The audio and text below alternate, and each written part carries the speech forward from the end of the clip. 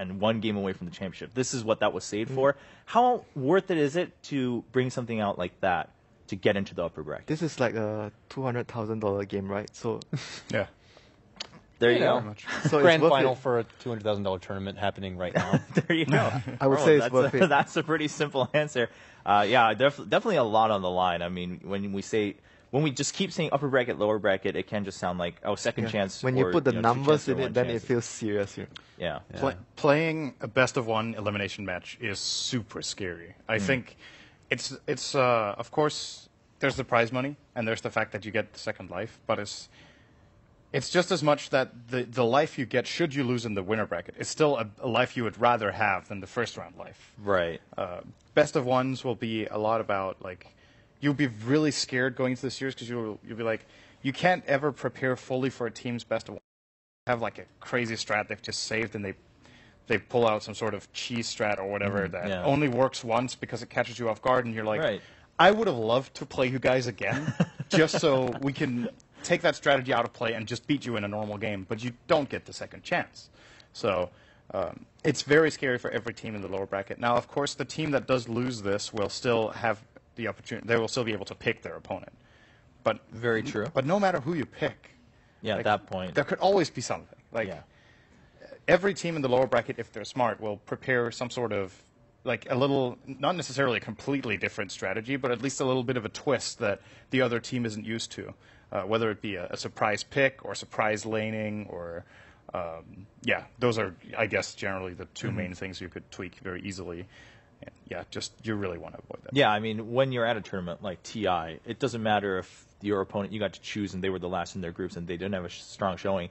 A best of one, really, anyone could take it, right? It's not like you go in and you're like, oh, well, you get to play a best of one against 5 Chobras. That's pretty easy peasy, no matter what they bring. Like, we get to win. It's not that kind of situation. They made it into TI5. Like, they are given that much respect. Everyone's here. We've been looking at these player stories.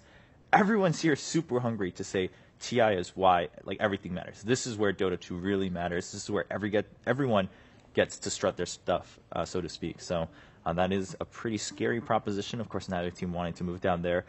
At the same time, I mean, do you think there's some level of a personal pride thing here, being from the same region and wanting to say, like, well, we moved out of the groups as a stronger one from the CIS region? Do you think that's coming into play at a personal level between these two teams? Yeah, I think that definitely, there's definitely a thing, when you're competing against a fellow team from the same region, you definitely want to feel, you come into TI, you want to prove that we are actually the best from our region. So I think it's going to feel the match with both of the teams trying to prove that they're actually the best team from the CIS region. These guys are really young, too. So I yeah. could see him thinking like that, too. Like, there's a lot of pride probably with him. Aloha Dance is 17. I can't believe it. He's a baby. you know what? Like, they're probably going to prove I'm actually the better Rubik Lil. Oh, yeah. Oh, I wouldn't mind yeah. seeing that, Yeah, there's definitely something. Gyrocopters as well. Illidan plays a good one. Silence known to play a good one. It's like the national championship, and then the winner goes to they both go to the international. But The one of them winner gets gets $200,000. Yeah, and they get a second chance. They get to play more games on that international stage. No matter, the more we talk about it, the more angles we're going to find on why this matters actually so much more for both the teams. These teams, you can see them. I mean, I don't think anyone can kind of let their guard down. Both teams look pretty nervous and very focused at the same time. It's not anymore about how tired you might be or, how scared you might be, even if you are. It's not coming into play right now. Both teams just reviewing. Last minute, of course, you don't want to make any silly mistakes when that much is on the line. I don't know how long ago they played each other, so they probably need to get a crash course once again on how that last time they played each other went. They've played a lot of teams since then, a lot of games, so they want to make sure they can get a crash course on what to expect. I think it was day 2? Yeah, day 2, it was like also, but at that very end, End of day 2. Yeah, Empire also had like a long day that day, and that's why I think they looked super happy. But after that, right, both of them, like, every match mattered. Like, do we still keep our chances alive or not? They probably haven't had much of a chance to go back and think. Because you come into TI5's groups, you're just thinking, all right, it's a round robin. Let's prepare super hard, win, move on. Then you got to review your next opponent's previous games from the days before. So, yeah, they definitely probably want to spend some time here. This is the first best of 3, right? So That's true. First best of 3. that could be a different experience in itself. We'll see. First 3-game stretch. More Dota. That's Even the more. best way to put it for all of our audience, of course, watching from home. More Dota for sure. At the very least, 2 more games, so no different than another best of 2. But we could very well go to a best of 3, and that's exciting because this could show us things to come for at least one of these teams who does go into that upper bracket. That's pretty exciting. I mean, how excited are you guys about the main event? Because almost everything's settled now except for these 2 teams on who's in the upper and who's in the lower bracket. It's always an amazing experience, and this year it's going to be even better than last year. The whole arena is going to be crazy, packed with people, all the spectacle, everything around it is always phenomenal. And of course, as far as the quality of games, I think we pretty much all agreed that the quality of everyone is stronger. Yeah, the level of play is just higher, right? And it also seems like the metagame, but you could be tricked by that because last year a lot of people criticized, of course, thought it was a letdown that the finals were as short as they were, and they were. I think it was 3-1, right? Yeah, it was 3-1. It was 3-1, and the games were pretty short. It was a lot about like face rush, really early pushing and pressure like that, and they forget a lot the build-up there was until those grand finals. Like, it was just the end of the playoffs that had like those super short games, but a lot of the games along the way were incredible. That said, though, it does seem like the metagame now makes for longer and more exciting games. And that because the thing is, at TI4, we did have a couple of those like super early push strats during the group stage. Like Vici Gaming, for example, played a lot of them and had like 15-minute wins. I think the shortest game we've had this TI was 25 straight by Cloud9. Yeah, that was the IG game. Yeah, and that was a shutout. So that bodes that pretty well to for some more drawn out and more exciting games that are less predictable. We're in a great spot right now, I think, with the patch. I don't want to speak too soon, but I mean, I agree with you. We've had games from 20 minutes up to 90 minutes already here at the group stage. Single, double, triple rapiers. I mean, we're fortunate enough to see those kind of games in a grand final, so I think there's a great chance that we could see that.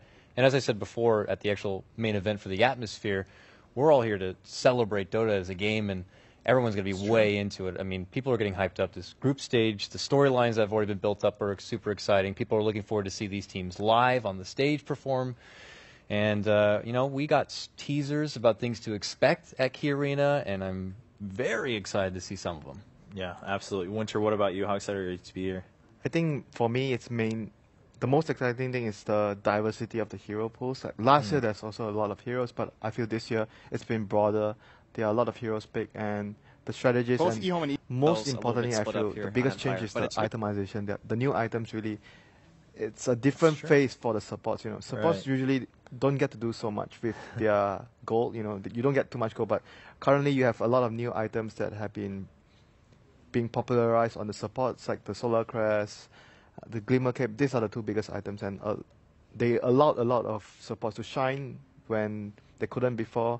And I'm really excited to see, because I'm really the support guy, so I like to talk about the supports. Yeah, absolutely, man. Definitely something to keep an eye on. Well, ladies and gentlemen, all you guys watching from home, thank you so much for sticking with us as we just about are ready to go into game number 1. Draft just kicks off between Virtus Pro and Team Empire. Of course, to all of our fans on the other side of the world, it's getting late, but if you're still here watching live, that's awesome and amazing. And look at that. We talked about these Naga, Qua, Lesh all being banned out from either side. The staples. Yeah, I mean, I think in this tiebreaker, you don't really want to let any of those go from the get-go. First Pro, Shadow Fiend Pro. Always want to fly is not going to be able to use them when he's Here's for out 6. Like, you do not want to have to TP. You expect, but Gyro, yeah, no surprise. First priority for both if Lesh is not there. Right. Both eHome and Undying for that 4th seed. There is an not that good to pick into Gyro generally, but if you can play around it, and they're going to be able worth it, right? I mean, you could also be worried about giving away the Undying plus the Gyro together if you don't pick it. I mean, it could be also a possibility why you're picking Undying into the Gyro, because of both the teams having the very similar playstyles, very aggressive, and Undying could fit in both of the teams' lineup really well. Now, we've seen more and more people also favoring to pick Dazzle within the first phase. Do you think that will come into play here? Because again, we talked about this just the match before. Dazzle plus Gyro, pretty darn safe combo. It's also very good with Shadow Fiend, as EG showcased a little bit. It's got to be right here. I mean, armor synergy. It's just when you don't have access. Yeah, Tusk is. I mean, Tusk is Empire fine. didn't really prioritize the Tusk so much before, so. Oh, that's true. Yeah, the Shaker also slipping by. I mean, generally not as high priority in most of our matches, but between these 2 teams, not too super. Yeah, it's a very good pick in the sense that the support it provides for the Shadow Fiend. Sometimes Shadow Fiend you run into trouble in the early phase and you need someone to babysit you all the time. Like Fissure is, Earthshaker is always there with the Fissure, and he can also help Shadow Fiend with stacking of camps. So in general, it's a very good support to have with Shadow Fiend. In a bit of a bind, you can always rotate him to the off lane, and we know Yoku can play a ridiculous Earthshaker if necessary. Have they actually even played a support this Yeah, tournament? I'm actually going to ask that. I don't think I remember seeing them playing Earthshaker support in the group stages. It's mostly just off lane, I remember. Regardless, though, this is a really good Rubik pick from Virtus Pro. We were talking about how it would be a contested pick between Lila and Aloha Dance. Fissure, one of the best spell steals in the game. And in addition to that, Requiem, also. Right. A very easy spell to steal. So what happens with Rubik is a lot of the times when you play against certain heroes, there are just some spells that are really key to steal, but some of them are very difficult to get. You know, an example would be Death Ward from Witch Doctor. He casts the Death Ward, but he can trigger the heal immediately after, and then you steal the heal, which is kind of useless in most cases. But with Shadow Fiend, all of his cast animations are pretty long. So he winds up the Requiem, there's a sound cue, it's very clear visual, and his follow-up, would he want to cast Raise afterwards, you have like a good half second at least to probably get that spell steal in. And Rubik channeling the Requiem is a little more subtle. You don't see it so easily in the fight, and you maybe don't expect it to come out. And it has a huge impact because not only does it deal damage and slow, but again, the minus damage from Requiem, often an overlooked aspect of this spell that is absolutely crucial in this team fight meta. Yeah, that's something you guys have been pointing out every time that we get to see a Shadow Fiend so far here at TI. The Dazzle eventually does get banned, and Virtus Pro were actually pretty quick about their second phase bans. They seem very clear on how they came into this. They said, game one, this is our game plan, we're going to stick with it. Lots of targeting to what feels like resolution with the Storm and Razor ban. The side of Virtus Pro, I'm curious what they're going to get to potentially go to that mid lane.